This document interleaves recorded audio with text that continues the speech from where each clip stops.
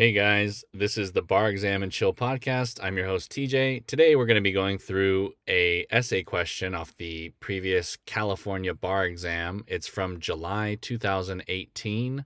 It's essay number 5. We're in the realm of constitutional law. Again, I would usually go down and read the questions usually before the hypo, so let's do that this time. We would come down here. It says question number 1.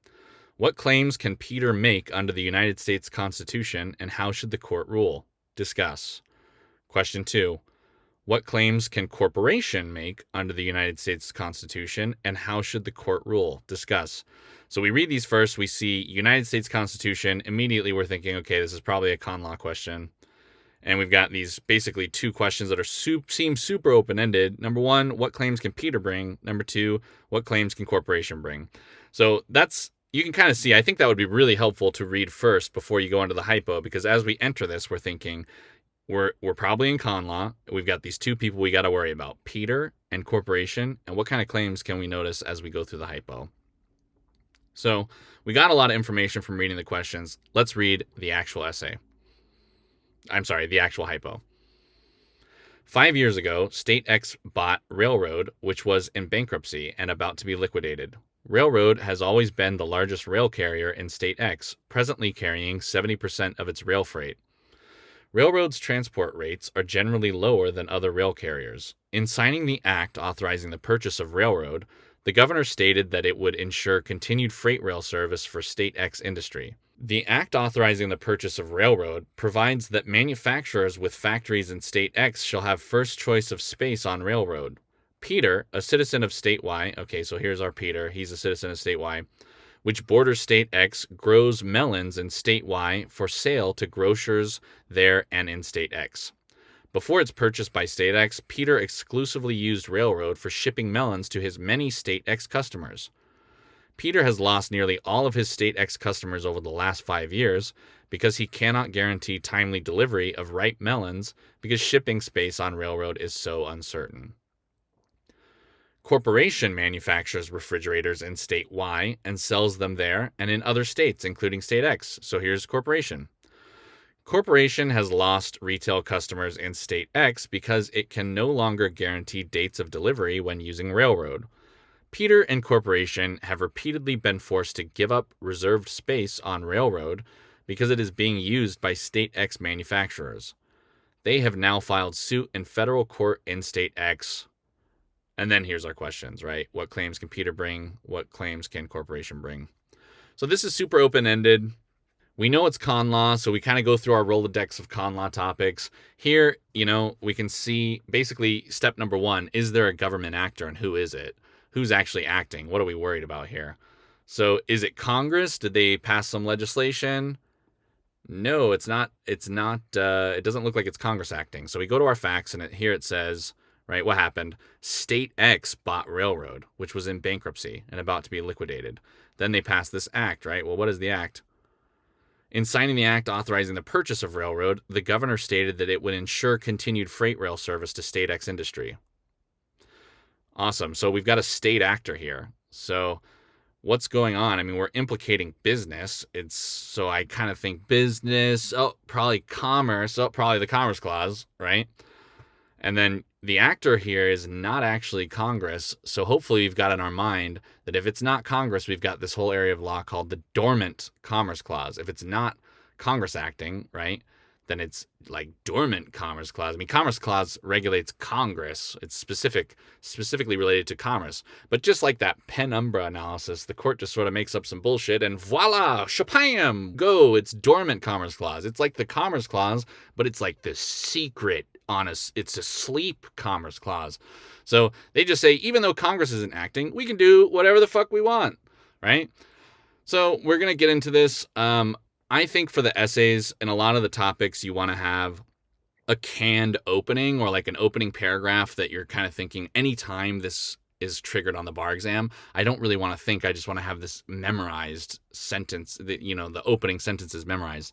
For evidence, I kind of said pretty much every evidence, you're just going to open on logical and legal relevancy, define them, and then, also probably that balancing act under Federal Rules of Evidence 408, where it's like whether it's prejudicial, whether it's too prejudicial, like the evidence is not going to be brought in because it's super prejudicial. Here, you've got the Commerce Clause. So there's this opening sentence, right, that you're pretty much going to have anytime the Commerce Clause is implicated. You start with Congress has the power under the Commerce Clause, U.S. Constitution, Article 1, Section 8, to regulate the channels. Number 1, channels. Number 2, instrumentalities. And number 3, activities that substantially affect interstate commerce. Anytime we're going to see the Commerce Clause, you just want to be like, bam, 1, 2, 3. Congress has the power under the Commerce Clause to regulate 1, channels, 2, instrumentalities, 3, activities that substantially affect interstate commerce. That's kind of our opening rule statement. Where Congress has not acted, the Dormant Commerce Clause, or you could also call it the negative implications of the Commerce Clause, prohibits states from enacting laws that discriminate against or unduly burden interstate commerce. So Commerce Clause, we've got 1, 2, 3, channels, instrumentalities, substantial effect. Dormant Commerce Clause, you got to remember 2 things. 1, it can't discriminate, and 2, it can't unduly burden. If you memorize those, you're good to go. So let's kind of get into the answering the questions. There's going to be some more stuff that we go through. I'm going to go outside the purview of the actual questions here. We're going to answer the questions, but I want to do a breakdown of like some topics that aren't addressed in this hypo related to ConLaw, just so you have, more law. The more law you know, the better you're going to do on the exam. So we'll go through the questions here. Number 1, what claims can Peter, who's an individual, right? He's a guy, he's actually a citizen of state Y. What can he make? So we kind of opened here. We're in the Commerce Clause realm. I would just start with that can statement. Congress has the power to regulate, blah, blah, blah. Here it's the Dormant Commerce Clause. Why? Because it's the state acting, as we've discussed. So let's kind of get into it. Here, the act, you've got your issue, right? What is the issue? Well, the state is discriminating against these out-of-state players, and they are getting screwed over. They can't come in and sell their stuff in state X, like they lost business. So they're being discriminated against. That's the issue. What's the rule? Well, we just kind of went through the rule, and then, they can't facially discriminate or unduly burden in the Dormant Commerce Clause. There's your rule. What's the application here? Here, the act gives manufacturers with factories in state X first choice of space on the state-owned railroad. That's from the facts, so hopefully you kind of had that in your mind. You underlined it as you went through. That's kind of why it's good to read the call of the question first, because you're going in thinking, like, what are the actual facts I'm looking for? It better apply to the U.S. Constitution. Let's see. So we've got here the act it gives manufacturers with factories in state X first choice. This raises a Dormant Commerce Clause issue because it appears to favor in-state manufacturers. Then you got to move into the analysis for Dormant Commerce Clause. Does the law discriminate on its face or in effect? Well, yes, right? I mean, it's expressly preferring in-state factories and manufacturers, so it is discriminating. If it's discriminatory, then typically we're going to go into strict scrutiny, which has this standard, by the way, for the actual Commerce Clause and the Dormant Commerce Clause. If it's strict scrutiny, it's going to be slightly different than the verbiage that they use for like equal protections, which is really, really annoying. And, for First Amendment, they also have these slight variations on the words that they use for like the standards of scrutiny. I'm going to go through all of them at the end of this because it's really annoying that it should just all be the same. It should just be narrowly tailored, and compelling interest for all strict scrutiny. They just keep it the same, but they don't. So we got to know in this Commerce Clause land, if it's strict scrutiny is triggered, then what are we talking about? Well, if it's strict scrutiny, then it must serve a compelling interest. That's the same. And it has to be the least restrictive means. So, yeah, I mean, I guess you could say narrowly tailored. But there are some like nuances that we're going to get into for the privileges and immunities. It's substantial justification. So they just kind of like pull shit out of their ass. But let's get into Dormant Commerce Clause. Let's keep going through. Does the law discriminate? Yes, it does. If it's discriminatory, then typically we're going to apply strict scrutiny, which is that standard, right? It has to be a compelling interest and narrowly tailored, or the least restrictive means. But here we've got this market participant exception, so we're actually not going to reach strict scrutiny in a correct answer. You could analyze under that, and I'm sure it'd probably be, okay, you could say, like, is there a compelling interest here? Yeah, I mean, the railroad went bankrupt, and the state would be horribly impacted probably if they just didn't have a railroad. Like, you couldn't ship things into the state, and everybody would be screwed over. It would affect people and also businesses. So Seems like there's a pretty compelling interest. Whether it's the least restrictive means or not, you could probably go back and forth on that. But we're not actually going to reach that here because there's this exception to the Dormant Commerce Clause that's going to apply. It's called the market participant exception. So let's go through like when does that apply and why do they make this up? Well, the market participant exception applies because state X bought and now operates the railroad. It's actually a proprietor. It's an owner. It's operating in the freight market just like the previous private owner was operating. So when it moves into the shoes, it's not really right. You kind of have to ask yourself in this Dormant Commerce Clause are they wearing their regulator hat or are they wearing their like market player hat? Here, they're actually in the market, like running and owning the railroad. So that's kind of why you're going to say, look, there's this market participant exception. So what is the market participant exception? Well, the state bought a bankrupt private railroad and now operates it.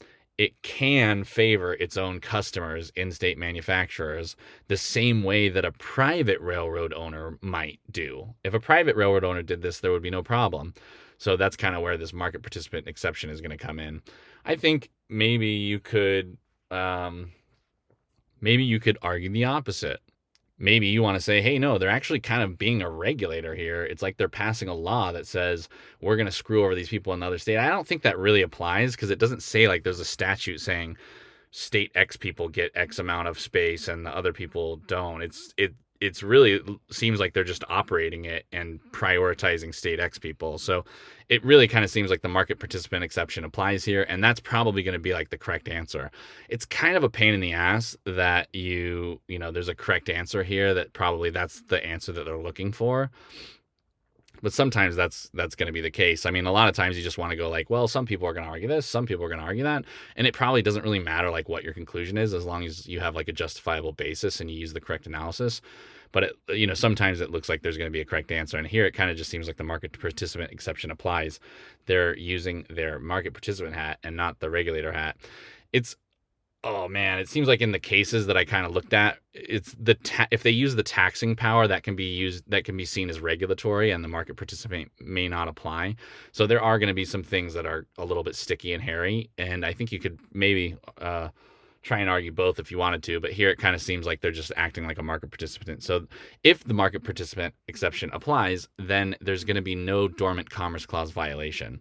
That's probably going to be your conclusion here. Well, they're acting, state X is acting as it came in, it tried, this company was in bankruptcy. It took it over and it just started running and operating the railroad like it was this private railroad company. So as a market participant, there's going to be no Dormant Commerce Clause violation.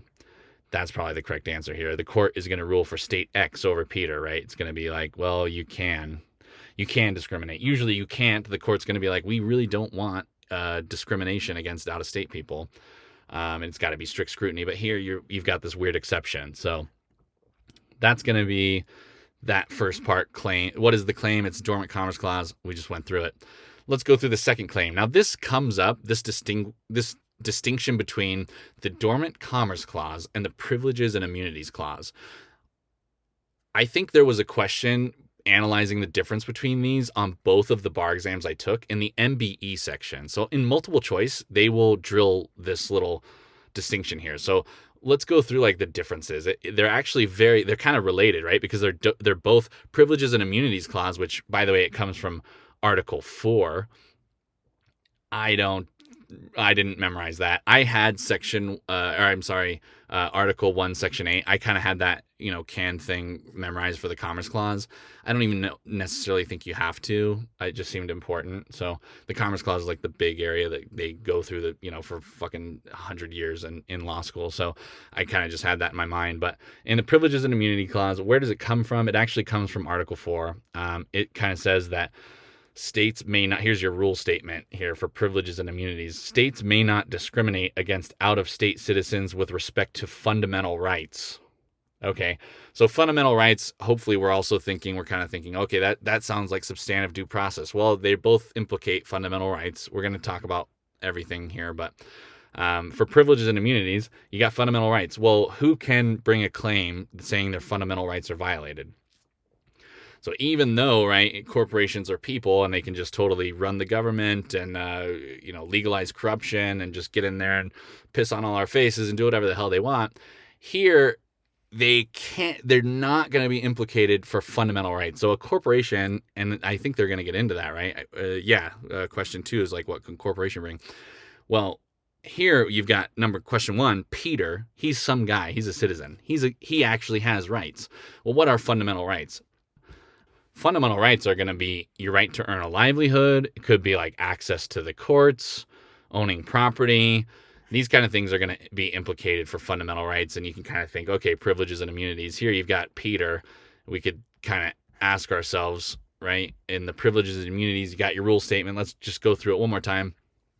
Rule 1, states may not discriminate against out-of-state citizens with respect to fundamental rights. The right to earn a livelihood is a classic one. Here we've got that sort of implicated, right? Peter is selling things into state Y. He's trying to earn a living. And so it seems like he's getting discriminated against. The second part of this rule is if it's in the privileges and immunities clause, then the discrimination requires a substantial justification, right? There's no market participant exception for privileges and immunities, by the way. And it's super annoying because it doesn't really land in. They've got this substantial justification. It's somewhat of a different, you've got we're going to go through strict scrutiny, intermediate scrutiny, and rational basis of review, which is your equal protections and analysis, basically. We're going to go through all that, but you've got very specific language that they test you that you have to know, like a compelling interest that's narrowly tailored for strict scrutiny and so on. Here they have just decided to just do their own fucking, okay, this one's substantial justification. That doesn't really appear anywhere else. But for privileges and immunities, hopefully you can just have in your mind it's substantial justification. That's the test. So let's go through this analysis. We've got our rules. What's the issue? They're being discriminated against. What's the rule? There you go. Fundamental rights are implicated. You can't discriminate unless you have a substantial justification. There's our rule. Analysis. Peter is a U.S. citizen of state Y. The act, does it discriminate against Peter? Yes, right? Because it impairs his ability to earn a livelihood. It's an economic effect, and by destroying his pre-existing state customer base. He had all these customers and he lost them because, it says, let's kind of go into our facts here. It says something about like he can't get the space for his melons or whatever. It says, over the last 5 years, because he cannot guarantee timely delivery of ripe melons because shipping space on railroad is so uncertain. Hopefully we would have kind of had that underlined, but there you go. He cannot guarantee timely delivery. You want to copy and paste from the facts. It's really important to actually like quote the actual facts because that's what you're going to be applying the law to. So you kind of want to go in there, and if you can copy and paste it, great. But I would just literally just take that fact right there and just insert it. He cannot guarantee timely delivery of ripe melons because shipping space on railroad is so uncertain. So yeah, he is being discriminated against. He's losing business. He's not able to make a living just as well because they're discriminating against him. So here we go. We're in the analysis portion of privileges and immunities. Peter is affected. Seems like this is pretty textbook privileges and immunity discrimination. State X's interest is saving the railroad, right? That seems pretty good. That is substantial. That seems like a substantial interest. Okay, they had this bankrupt entity and they wanted to save it. Okay, so they did that. That's great. But, can they discriminate against these out? Do they need to? I mean, it seems like if the railroad was saved, that's awesome. But they could take business from people who are in state Y, state B, state X, right? I mean, they could still save the railroad by helping these out-of-state people. So is it substantially justified that they're preferring these in-state manufacturers over out-of-staters? Well, this is like protectionism. And I guess in this privileges and immunities clause analysis, they basically say, protectionism is not a substantial justification almost ever. So you could kind of put that like the courts do not view protectionism as a substantial justification. That's probably going to be the correct answer here. But maybe you say, maybe you say, hey, look, the state X is operating a railroad. There's limited space on it. Shouldn't the people paying taxes in state X receive priority since they're basically funding the railroad? Maybe you say, hey, that's a substantial justification. Again, under the actual case law, I think that is not going to be correct. I'm not sure if you would get points or not for that, but as you're doing the analysis, you can try and go both ways. It's just that I looked up this before doing this thing or whatever, and it says that protectionism is not a substantial justification. But again, privileges and immunities, you want to have that substantial justification language in your head. That's the key word. You could even probably bold it and so that it's like clear to the graders. They can give you points. Is there a substantial justification here? No. So here, Peter would win, not the railroad, not the state X, right? We would kind of say, hey, they don't have a substantial justification. They're discriminating against a fundamental right. So get rid of that discrimination. Maybe the court would rule.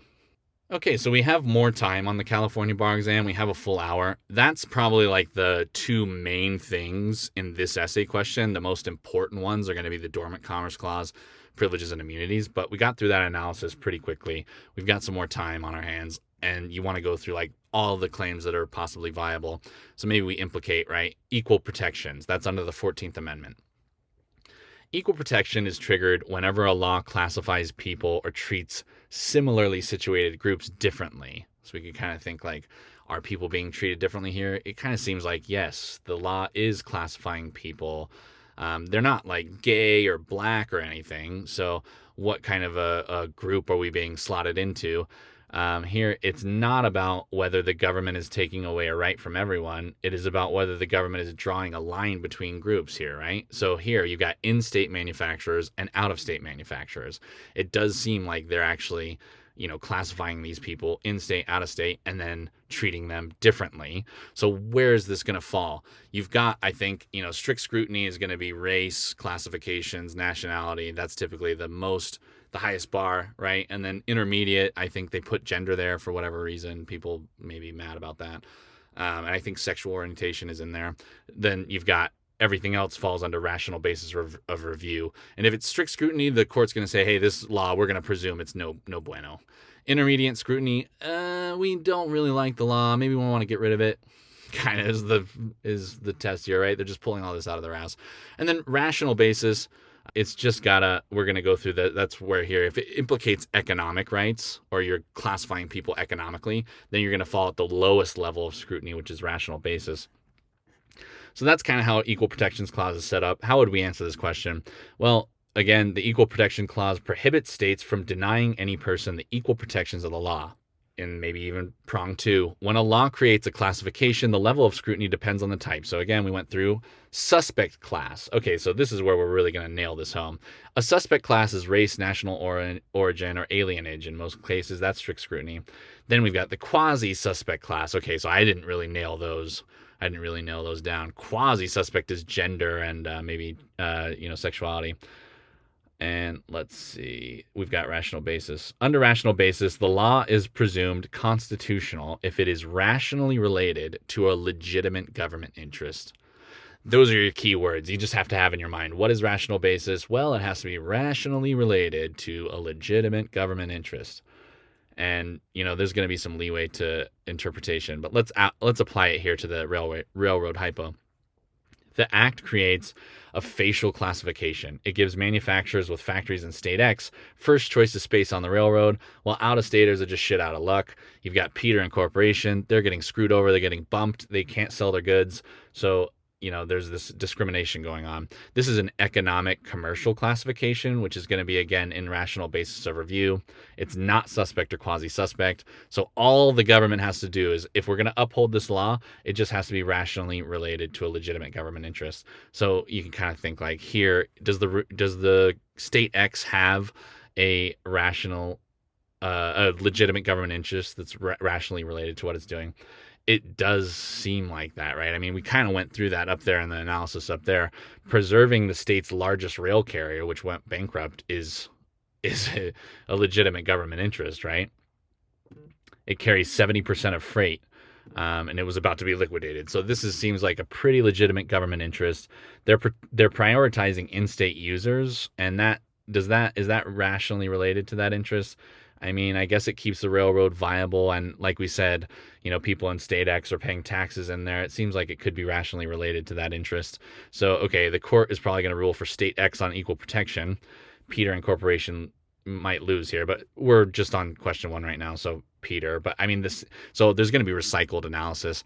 You don't necessarily have to like type out everything again if it's like exactly the same. I would probably just put like, hey, see above for the privileges and immunities analysis, or see above. Oh, no, that's going to be different. Sorry. See above. What I meant to say was see above for the equal protections analysis for the corporation. I would just say like it's the same thing here.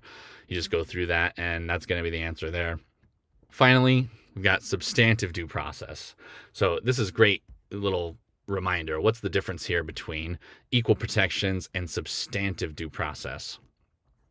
Well, we kind of said, right, substantive due process is a little bit like privileges and immunities, so, which is a little confusing, but let's not get them all mixed up here. We're going to try our best to clarify everything. Substantive due process is triggered when the government directly burdens or takes away a protected liberty or property interest. Could be a fundamental right, right?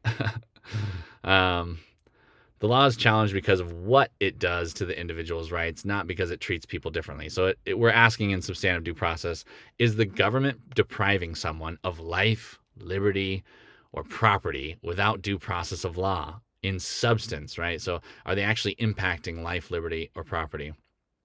Here's our rule statement. Number 1, the Due Process Clause prohibits states from depriving any person of life, liberty, or property without due process of law. Great. So is that implicated here? The substantive due process protects certain fundamental rights, right? Example, privacy, marriage. This is interstate travel, voting, and also polices arbitrary government action.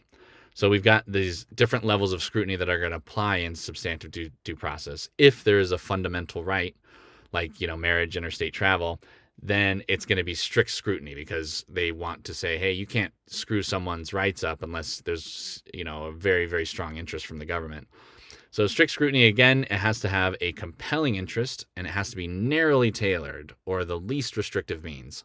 That's going to be your strict scrutiny standard pretty much every time. Sometimes, like I said, in these other ones, which we're going to go through at the end here, you got to know these like little differences, like for instance, in privileges and immunities, substantial justification. That's your words there. It's a little bit higher than rational basis of review, substantial justification, but lower than strict scrutiny. So if it's a fundamental right, strict scrutiny. If it's not a fundamental right, then rational basis. So what's our magical spell language Harry Potter for rational basis? We've got a legitimate interest and rationally related. Wingardium Leviosa. You got to just memorize that shit. So that's going to be your rational basis test. Again, we kind of applied it up there. That seems like it's going to be going on here as well. So we're going to recycle some of the same logic as we just did for equal protections. For economic liberties, right to contract, pursue a trade, use property in a certain way are not fundamental rights, okay? So again, you get like these economic things seem like they're getting lumped down there in rational basis. So that's kind of good to that's a little consistent between everything. Let's apply this to our railroad hypo. Peter and Corporation, we're just going to do them both, I guess. Why not? Peter and Corporation, because it's going to, this analysis winds up being the same. So I would just do like substantive due process under Peter, right? And because it's like the same, when I got to Corporation, I would go through the claims, especially the differences with privileges and immunities, which we're going to get into. And then I would just be like, Corporation is going to lose for the same reasons see above. And the same analysis applies. So Peter and Corporation here in substantive due process are essentially claiming a liberty interest and guaranteed reliable shipping space on the state-owned railroad so they can continue their businesses. That's an economic interest, so it's not going to be a fundamental right. Therefore, rational basis review applies. Is it rationally related to a legitimate government interest? Well, we already did that up there, so see above. Right, preserving the railroad is legitimate. Is saving space somewhat rationally related to that? Yeah, kind of. So seems like the court is going to rule for state X on substantive due process. It's kind of the same rational basis review as EP, but the analysis is somewhat different there. You've got a different rule statement. Hopefully that's going to help us out in future exams. What claims can corporation, we're in question 2 now, what claims can corporation, the refrigerator manufacturer from state Y, make? All right, well, again, this is a good review. So Dormant Commerce Clause, number 1, it's the exact same analysis basically for Peter because, again, the Dormant Commerce Clause, the plaintiff class is a little bit broader. It could be corporations, it could be an individual, corporations and out-of-state business in state X. It's also got customers that it's kind of getting bumped for space. It has the same problem as Peter. So is it facially discriminatory? Yes. But again, market participant exception applies. The state is taking over this business. It's owning and operating it just like a private entity would. and it's giving preference to these state X people. So seems like the market participant applies, and that's going to be the correct answer. Again, B, you could almost see above. It's the same, right? B is where we're actually going to have to distinguish, and this is probably why they split these into two to test your knowledge here. The rule here, again, is, they can't discriminate for fundamental rights. Privileges and immunities, corporations are not citizens under Article 4. So that's the difference between the corporation and Peter. Only natural persons qualify. A corporation doesn't have fundamental rights here, so it's going to be a loser. As opposed to, you can say, as opposed to Peter, here, the corporation cannot bring a claim under the Privileges and Immunities Clause because as a corporation, it's not an individual, so it doesn't have fundamental rights. C, again, equal protection and due process. I would just say, hey, C above is just the exact same. So bing, bang, boom. Those are the key things that you want to discuss. What are the claims that Peter and the corporation can bring under the United States corporation? Those are the four main ones. If you didn't get all of them, I think the correct answer for this one is the Dormant Commerce Clause privileges immunities thing. And if you had time, throw in substantive due process and equal protections. Those are the ones that those are the claims that they can bring. Those answer the question 1 and 2. Now, in a ConLaw question, you almost all the time are going to have this question of whether they have standing. I'm going to get into that because if you had a full hour and you went through and you dissected all 4 of those ones we just did above and you still had time, at the end, this isn't a claim that you would bring. That's why I wouldn't start with this. Typically in a ConLaw analysis, you're almost always going to start with, do they have standing to bring the claim? And then you've got your little test your magical test, your Wingardium Leviosa, the magical language that you have to have for standing. What do you need? You need 1, injury in fact. 2, causation, which has to be traceable to the acts of the defendant. That's your key language. 3, redressability. Can the court do anything about it? So your standing analysis, you've got those 1, 2, 3 prongs. You want to have that all down. You're going to start that, and most ConLaw questions, you're pretty much going to start with that standing analysis. Do they have 1, an injury in fact? 2, causation traceable to the acts of the defendant? 3, is it redressable by the court? Here, our question is, what claims can they bring? So I think you maybe could maybe start with this. You could be like, well, they can bring claims because they have standing. Or, no, you can't say they don't have standing, so then just don't do any of the other analysis. You would fail. But I think, because what claims could you bring? Maybe you could start with this. But personally, I would answer those 4 claims that they could actually bring above first if I was doing this. And if I had time at the end, I would just throw in by the way, they can bring these because they have standing. So you could go through. Maybe you get some points here. This is a ConLaw topic. So we've got our rule statement. Do they have standing? Well, you got to have injury in fact, causation, redressability. State action here, right? It's obviously present. It's the state-owned railroad. So is there an injury in fact? Yeah, they lost customers, right? Is that causation traceable to the acts of the defendant? Well, yeah, it's the state X that's limiting space. So it seems like they're screwed. That's without that action, Peter would be fine. Peter, in the past, when it was the private company, he was selling shit into state X all day long and making money, right? He had his livelihood. He was impacted negatively. And what was the cause of that? Well, it is traceable to the acts of the defendant because state X is the one that's limiting space. Is there anything that the court can do? Is this redressable? Well, yes, right? The court can issue an injunction that stops state X from doing this. So yeah, you can say, hey, by the way, they have standing to bring these claims. That might get you some extra points there. And we went through it. So bam, that's owning this hypo, I think. I'm pretty sure that's pretty much everything that maybe you could throw in. Okay, I've got here. Maybe you could throw in preemption. There's no federal railroad statute mentioned, so no supremacy clause issue. I wouldn't go deeply into that, though. Maybe just a throwaway line. Hey, by the way, preemption's not triggered here because there's no federal railroad statute mentioned in the hypo. Oh, yeah, I kind of have a note here. I don't think I would ever put this on the bar exam, but just interesting to note as I was kind of researching and backgrounding on this. In practice, in actual practice, if they were bringing claims under the Constitution, it seems like the plaintiff here would also bring this 1983 claim. You'll see that like when people sue police departments and stuff, usually there's like immunity, but they can there's instances when they can get through that with this 1983 claim. But in practice, when they're suing under the Constitution, they bring these 1983 claims because attorney's fees. When you're practicing, you're always going to be like, how do I get a statute that authorizes attorney's fees? And I guess that's how they do that here in ConLaw. So that's kind of an interesting note. We owned it. We killed it. So I kind of mentioned this, but there's this annoying shit on the bar exam where you've got your equal protections analysis, and we went through it: strict scrutiny, intermediate scrutiny, rational basis. I want to get into the actual like language that you have to have memorized here. It's super annoying that they do this, but it's like somewhat different depending on when it's First Amendment content based, First Amendment content neutral, Article 4 privileges and immunity, Dormant Commerce Clause. There's like these little things that you have to know. And also, by the way, commercial speech has like its own standard. So I just wanted to quickly go through these for you and get your Wingardium Leviosa, the exact phraseology that you have to have for each one of these things. You could take notes if you want. So if it's equal protection or substantive due process, in most cases, if you've got, right, I'm going to say rational basis, you have to have these two things, and you got to have it in your mind. If I say rational basis, you've got to go boom, boom. Like you just have to have this all memorized, and it has to be these exact words. You might throw it in a header, you'll get better points on a bar exam. So for equal protection and substantive due process, for most cases, in rational basis, you've got to have 1, legitimate interest.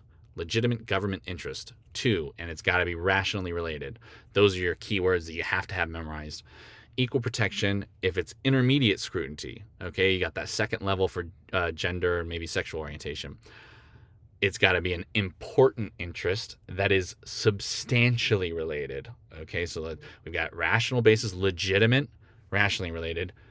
Intermediate, important interest, substantially related. Okay, well, apparently those things are different. Legitimate interest, important interest. What's the difference? Who the fuck knows? But intermediate, you got to know. Intermediate scrutiny, boom. Important interest, substantially related. Those are your keywords. Equal protection, fundamental rights. Okay, strict scrutiny. It's got to be a compelling interest that is narrowly tailored or uses the least restrictive means. So if you're in strict scrutiny, that's your magical phrase that you got to know. It's a compelling government interest, narrowly tailored, least restrictive means. Okay, First Amendment content-based. If the government is acting in the First Amendment and it's content-based, they're going to apply strict scrutiny, and you get this same language, fortunately. It's got to be a compelling government interest that's narrowly tailored and uses the least restrictive means, so that's great.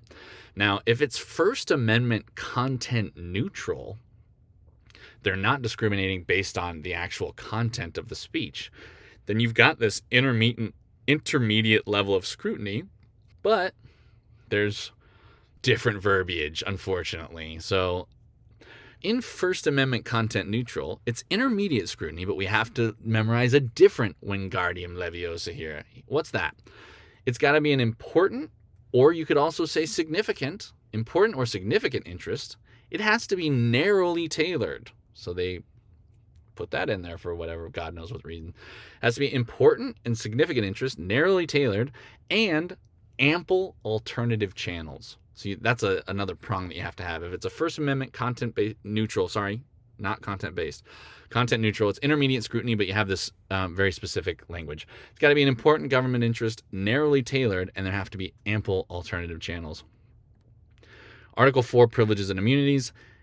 It's like its own standard, I guess. It's somewhat intermediate. It's less than strict scrutiny, higher than rational basis, but it's not important interest and substantially rated for God knows what fucking reason. They should have just used, it should all be the same, right? But they're, okay, whatever. Again, good review. Article 4, privileges and immunities. It's got to be substantial justification for discriminating against out-of-state citizens. Dormant Commerce Clause, we do the strict scrutiny, and it's, thank God, compelling government interests, least restrictive means. Dormant Commerce Clause, you got that Pike balancing test. I guess you could say here, like it probably, you could maybe do a little bit of discussion of this Pike balancing test. Again, legitimate local interest versus burden on interstate commerce, which one's outweighed. And then commercial speech. So this is for in First Amendment law. If it's commercial speech, then it's intermediate scrutiny, but it's, again, a different Different Wingardium Leviosa here. The law must be 1, serve a substantial interest. 2, it has to directly advance it. 3, be narrowly drawn. And 4, no more extensive than necessary. So I just kind of wanted to introduce here that like you've got these different levels of scrutiny, and for whatever reason, it's important to know these like magical words. And based on these different contexts, you want to have these tests like memorized. So you're like, okay, rational basis, boom. What is rational basis? Legitimate interest, rationally related. What is intermediate scrutiny? Important interest, substantially related. What is strict scrutiny? And you just gotta, boom, hopefully you're compelling government interest, narrowly tailored, or least restrictive means. Okay, and then the other two that are different, you've got privileges and immunities. It's its own level here. Substantial justification. That's what you have to meet there. And then commercial speech. That one's different as well. Oh, and by the way, First Amendment content neutral, important or significant, narrowly tailored, they take that in there. So the content neutral, they're a little bit more like concerned with speech, I guess. That's why they recycle that strict scrutiny at an intermediate level.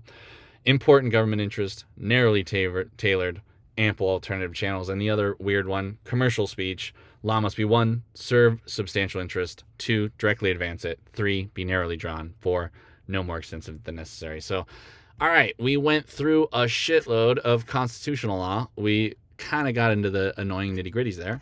And I think that about covers it. We answered questions 1 and 2 on this essay question. Again, this was from July 2018. It is the California bar exam, but it doesn't really matter. This would be exactly the same on a UBE. It's just the same law. You have to know this is all useful and the same shit for the UBE, and it will be all apply on the MBE. The California people just have a little bit more time. So, all right. Thank you very much for tuning in, and I'll see you next time.